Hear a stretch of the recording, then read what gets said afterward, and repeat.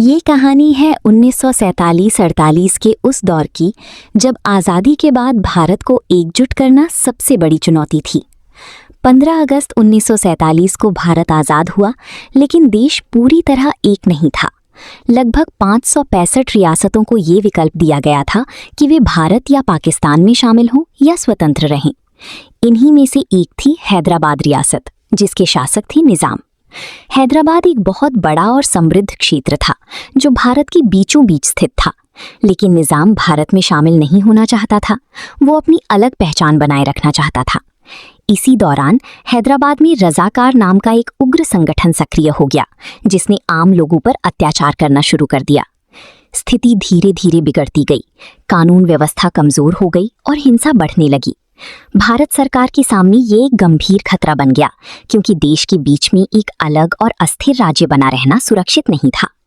तब भारत के गृह मंत्री सरदार वल्लभ भाई पटेल ने सख्त फैसला लिया। उन्होंने साफ कहा कि देश की एकता से समझौता नहीं किया जा सकता। सितंबर 1948 में भारतीय सेना ने पुलिस एक्शन के नाम से ऑपरेशन शुरू किया, जिसे इतिहास में ऑपरेशन पोलो कहा जाता है।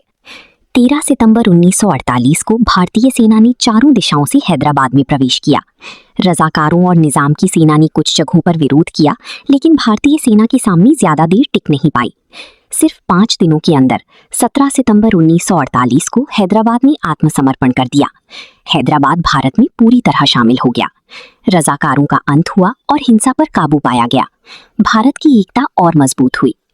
मिनी पाकिस्तान क्यों कहा गया?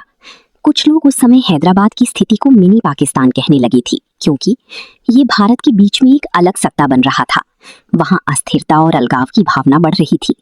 लेकिन ये शब्द ऐतिहासिक रूप से आधिकारिक नहीं है, बल्कि एक राजनीतिक और लोकप्रिय अभिव्यक्ति थी।